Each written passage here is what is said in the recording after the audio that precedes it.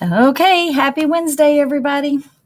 We're going to test this out today. I'm recording our mini lessons for Wednesday so I can make sure that all this is going to work. I wanted to get started doing some of this with some of my mini lessons or our mini lessons done as video flipped lessons so we can get right to work when we get to class. So hopefully this is going to work well for us. We won't use it all the time, but we will use it a lot of the time. All right, so I want to revisit super completely and totally the messiest. Remember yesterday we talked about Sophie is the messiest, and Olivia wrote about Sophie being the messiest. It's actually the author, Judith Vorse, but we're going to pretend like it's Olivia because she's the one that's proving that Sophie is the messiest. Now, one of the things for my morning class, my afternoon class, I did this, but one of the things I didn't do for my morning class is put this in a sentence.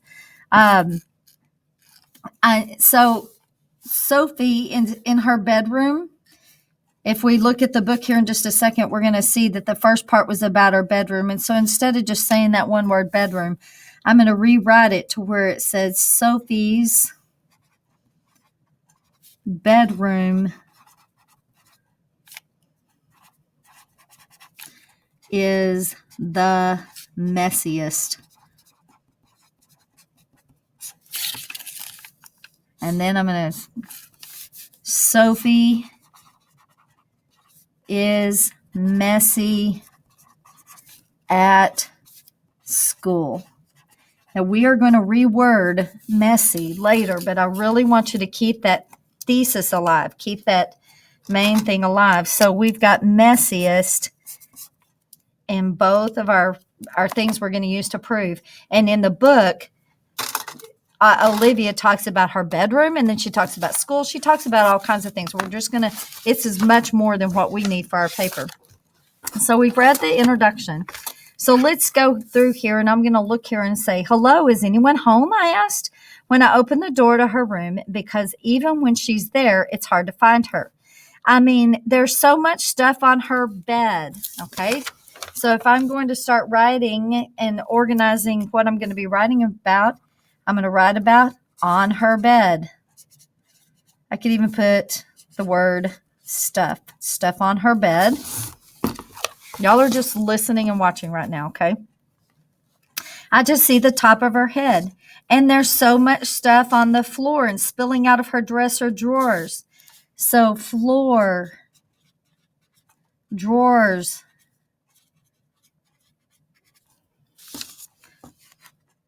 Okay, and she got specific that sometimes I call her confined as her nose on her toe, but we're not worried about how we're going to say it. We're just worried about what we're going to say to start with.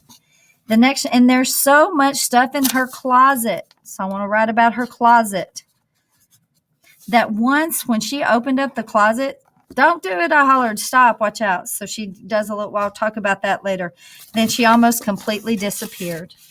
I mean, Sophie isn't just messy. She is the messiest. And so then I can talk about, we could even write, this was a picture, but we could even write, because we have no way of doing pictures, her desk in her room is a mess.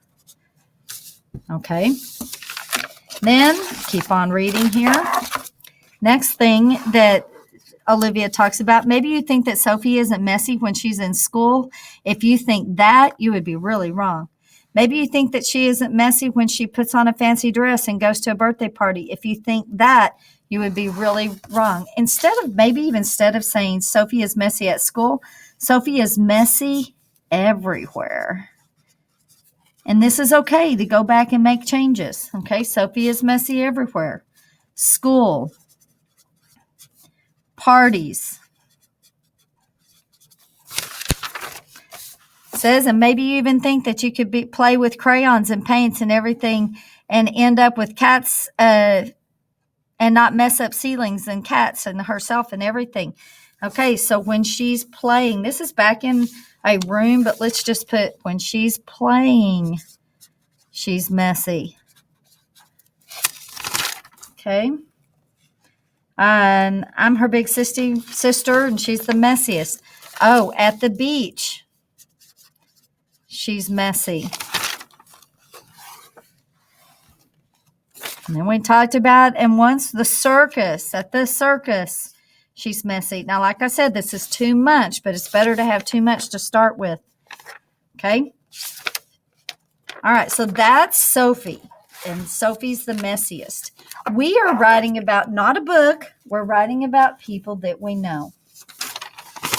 I have Angie. Angie is inspiring because she's a triathlete, and I need to rewrite this. Instead of saying just triathlete, I need to rewrite it. Angie is inspiring. I want a complete sentence here, and I want to keep the words inspiring in here.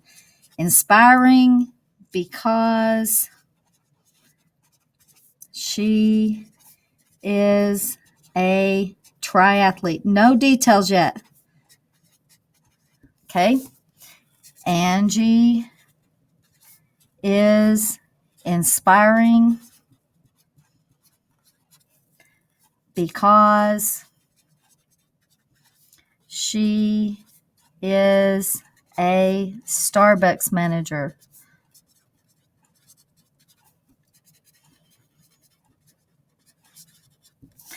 Okay, so I have that, and I have inspiring. Once again, I'm keeping it alive. Keeping it alive. All right, so what are some things I can talk about that she's inspiring?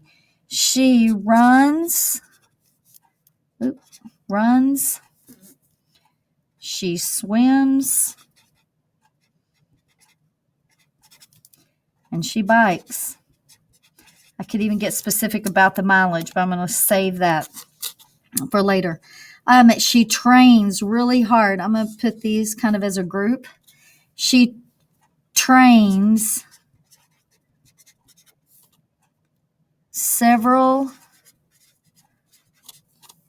hours a day. Okay.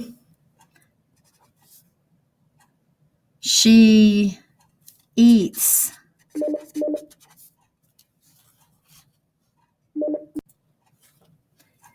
she eats healthy foods.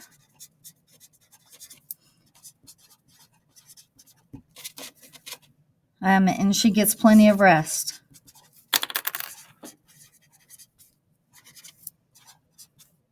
Okay, these are just some things that I could list of details that she does. I'm going to go back in and add more information later that's going to help.